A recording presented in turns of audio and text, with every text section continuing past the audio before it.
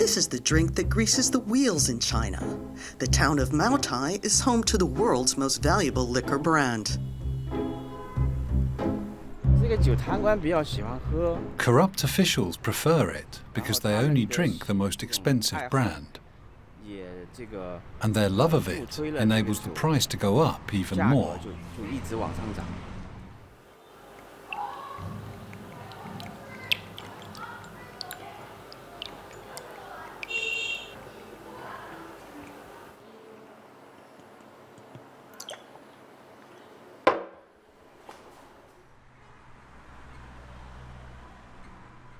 As an investigative journalist, Liu Hu has solved crime cases and exposed corrupt officials.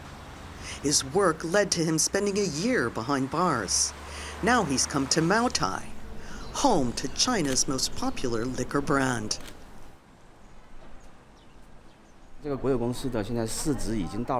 This state-owned enterprise has become China's most valuable company. It's overtaken the country's biggest bank in value. I think there's a story here to investigate.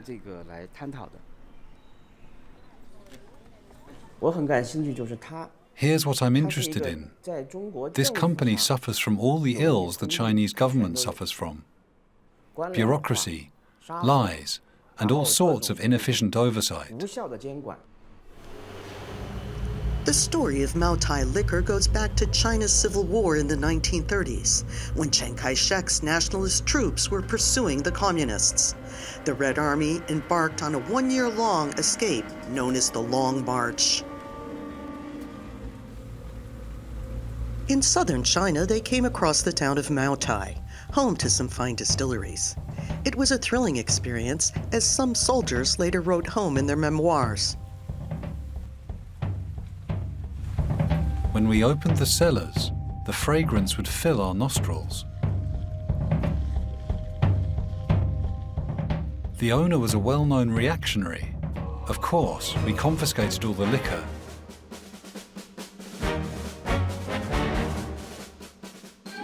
Those soldiers who could hold their liquor drank all they could.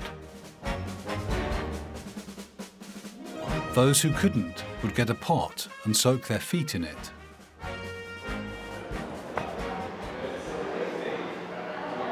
It's a story of expropriation and excess, although the drink's official history is rather different. Xu Jia is a research assistant at the Central Committee's Party History Institute. They were honest and paid for everything. They didn't extort anything from the citizens. They were excited about trying Maotai liquor, but they had to fight, so they didn't drink a lot. Not everybody likes the drink as much as those soldiers did. One American journalist famously referred to it as liquid razor blades. In China, spirits like Maotai are called baijiu, or white alcohol. Ganbei, which means dry the glass. American entrepreneur Derek Sandhouse has lived in China for a long time. He's written 2 books on Chinese drinking culture. Maotai is what's called a sauce aroma style baijiu that tends to be very savory. So you've got like lots of sesame, nuts, kind of like chocolate, coffee, and also like more kind of out there flavors like mushroom or even like fermented bean paste. Baijiu has been enjoyed for centuries as a cheap, effective drink. When the communists came to power, their priorities were clear. The very first business license they issued was to a baijiu factory, the Red Star Distillery in Beijing. They took a drink that had been, up to that point, very much like a peasant's, workers', farmer's drink, and they elevated it to a position of prestige because they were looking to make drinks that were celebrated by the normal working people and make those more popular than what the elites were drinking. So they began setting up baijiu distilleries all over the country.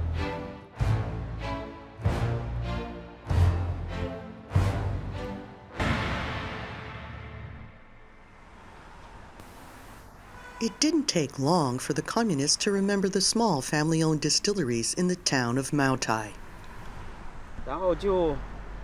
They wanted to create a big state-owned enterprise that would provide them with liquor.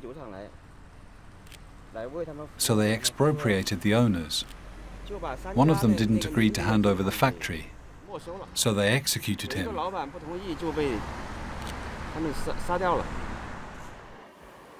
Liu Hu has published several articles about Maotai. He searched through archives and talked to witnesses. For him, it's not just history. Maotai represents the vices of modern China.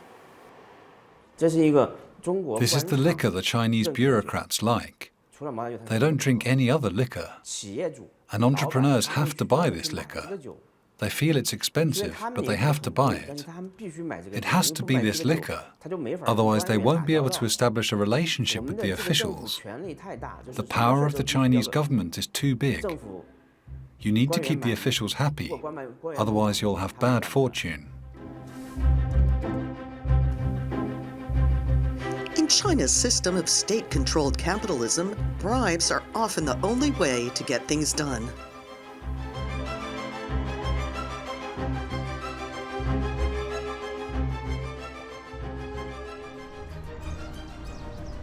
The town of Maotai has long become one with the brand that it hosts. Tens of thousands of inhabitants have been moved elsewhere to make room for the distillery. As far as you can see, it's all the Maotai group.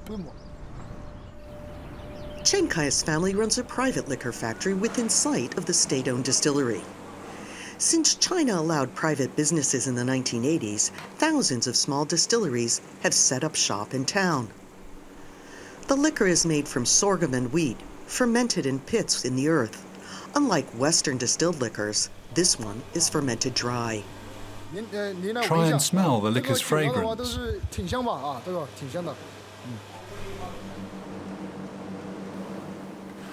For the distillation process, the grainy mass is piled into giant steamers.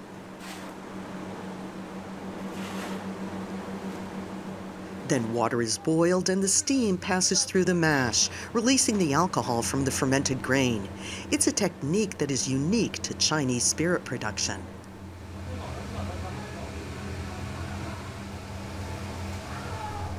The liquor is then aged in earthenware jars. Clients buy it and store it with us. Later, when their kids get married or there's an anniversary, we bottle it for them and send it over.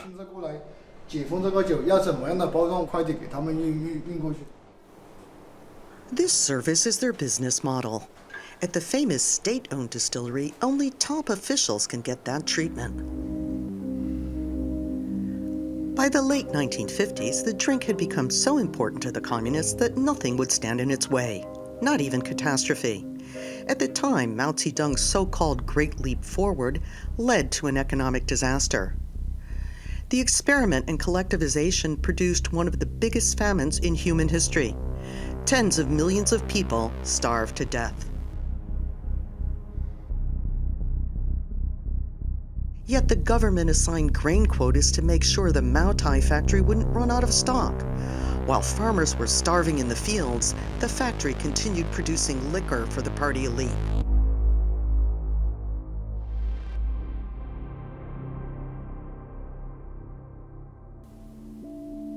It was Zhou Enlai, China's first premier, who made Maotai the drink of state banquets. He knew Maotai well, and he was an experienced drinker. His ability to hold his liquor was well known. He'd been fond of it since the Long March. Now he served it to foreign visitors, most famously to Richard Nixon on his first visit to China. Maotai became China's official diplomatic drink. That made it even more prestigious for Chinese consumers.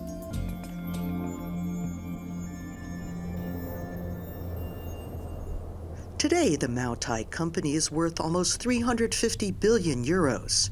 Journalist Liu Hu suspects that the brand that fuels China's corruption may itself not be on the level. He's traveling to a nearby town.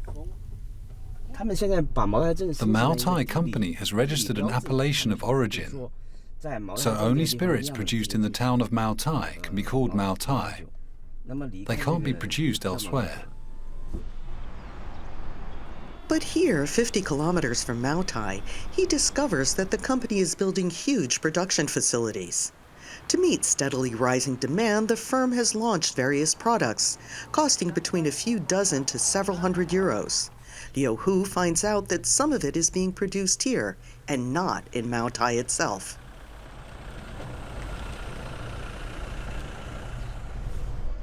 Look over there. Those sites are up and operating.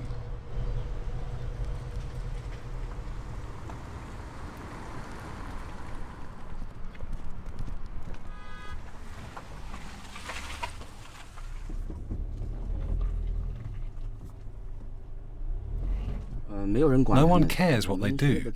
It's as if the supervisory agencies don't exist.